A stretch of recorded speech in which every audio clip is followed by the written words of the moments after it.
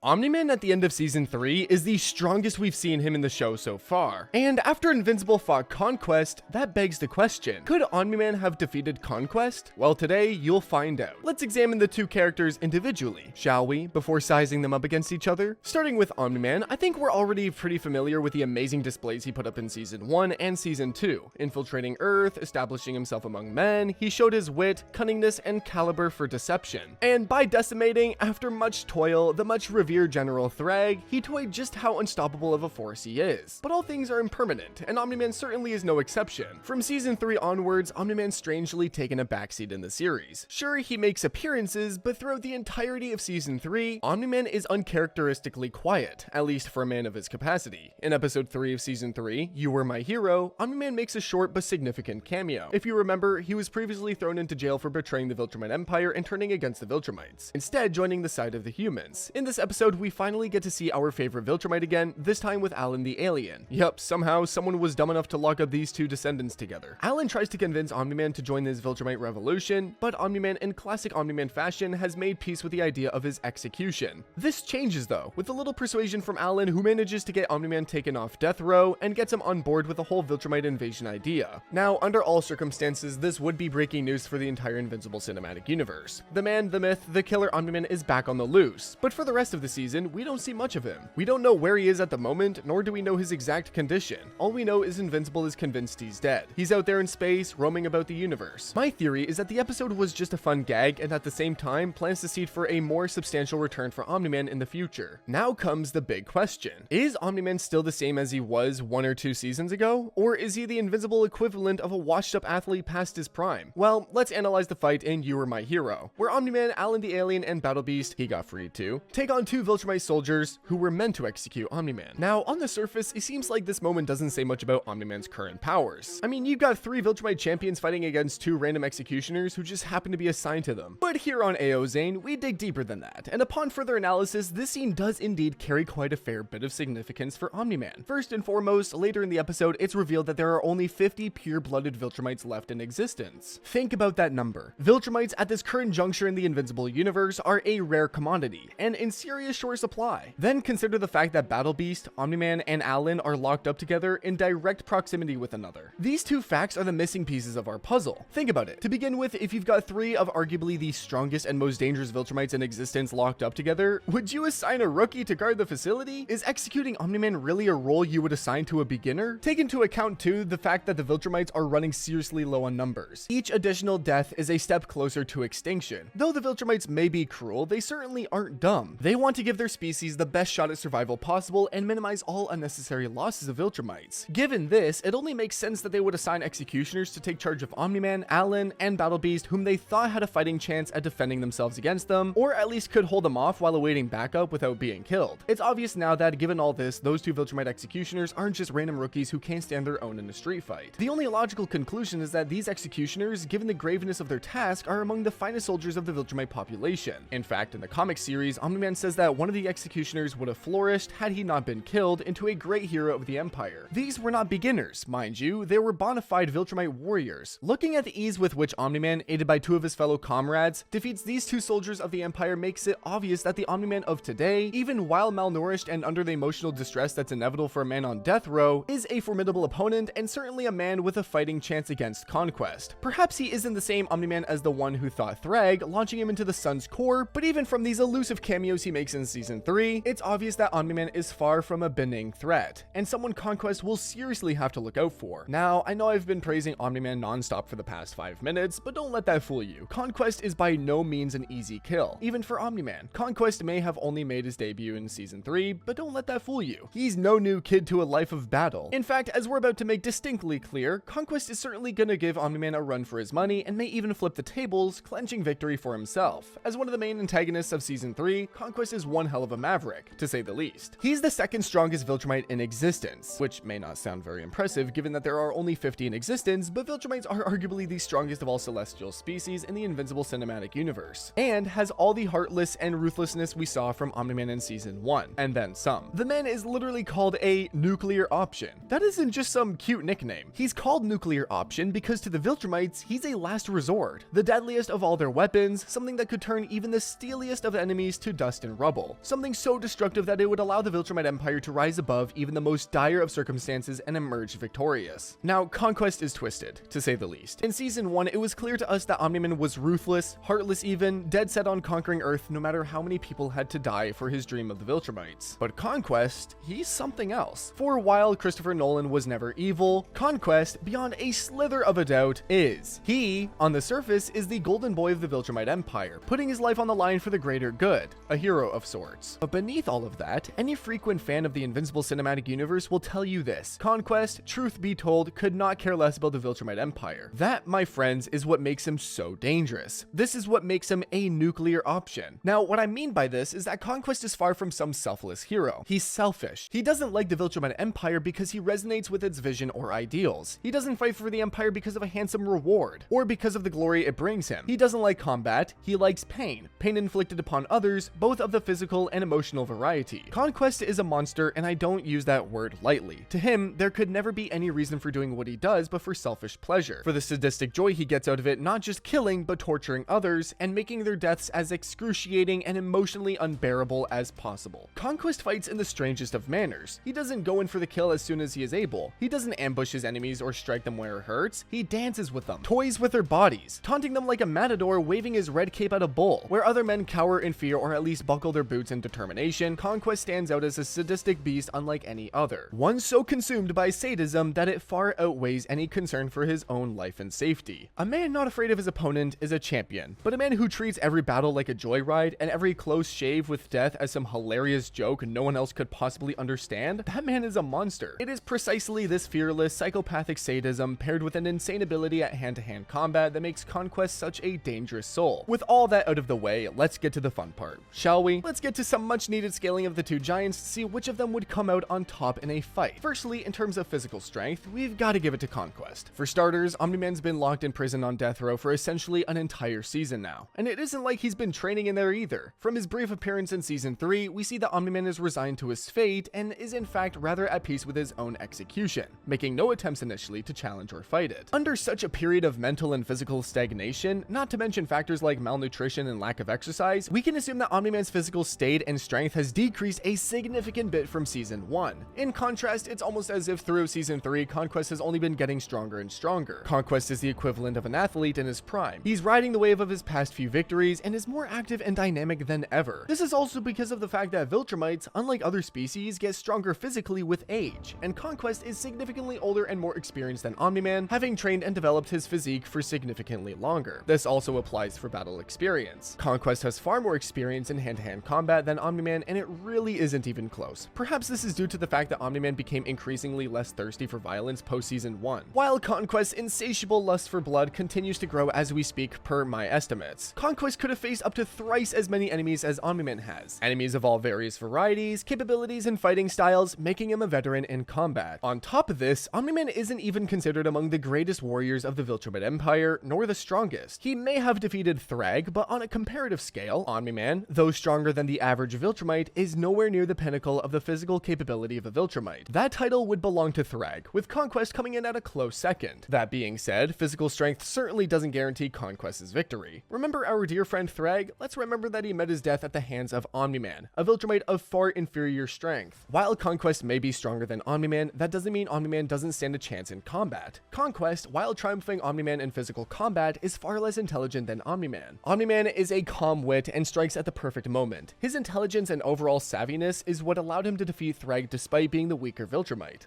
It's his intelligence too that made him the perfect candidate to be sent to Earth on reconnaissance. The same, however, cannot be said about Conquest. Conquest, despite being the older and more experienced Viltrumite, lacks the intelligence and wit of Omni-Man. Not only that, but in terms of battle psychology, Conquest is far weaker than Omni-Man will ever be. The reason for that is simple. He fights for pleasure, not to win. Conquest fights for the thrill of it, not for victory's sake. He's shown time and time again that he's more than happy to accept defeat when faced with it. Not to mention the fact that Conquest really takes battle seriously and treats every opponent like a joke, taunting them and prancing around, holding back his full prowess just to extend the match. We see this clearly in his infamous fight with Invincible, Omni-Man's son. If you've watched the fight between Conquest and Invincible, it's painfully obvious that Conquest does not take the fight seriously, taunting Invincible and prancing about, taking his time and holding back his punches, and letting Invincible score free blows on him. Conquest chats with Invincible casually as the two trade blows, insult him, and absorbs punches just for the fun of it. In the end, it was Invincible that came out on top, triumphing over Conquest, defeating him. This fight confirms that we've known all along, which is that Conquest's biggest weakness isn't physical, it's mental. He refuses to take fights seriously and tries to extend them for as long as possible merely for the fun of it. Conquest refuses to finish opponents off quickly and spends most of his time with insults and threats. It's the arrogant refusal to take a fight seriously that led to Conquest being defeated by a mere 19-year-old Viltrumite, far inferior to him in terms of strength and experience. And it is this lack of maturity that is truly Conquest's greatest Achilles heel, and may prove beneficial to Omni-Man, especially if he knows how to use Conquest's weakness to his advantage. Now, with all that being said, the moment we've all been waiting for, the final verdict. If Omni-Man in his current state went up against Conquest, could Omni-Man clinch victory? Based upon all the factors I've presented, the verdict I've reached is that Omni-Man, under all foreseen circumstances and despite lacking the same willpower as he did when fighting Thrag, would still manage to beat Conquest in a fight. It would be a close fight though, no doubt, and I'm sure that both Omni-Man and Conquest would get wounded severely in the process of combat. But when all is said and all is done, in the wake of Conquest's fatal flaws, it is Omni-Man who would come out on top. If you enjoyed this video and want to see how strong current Invincible truly is and how every rematch would go for him, click the video on the screen.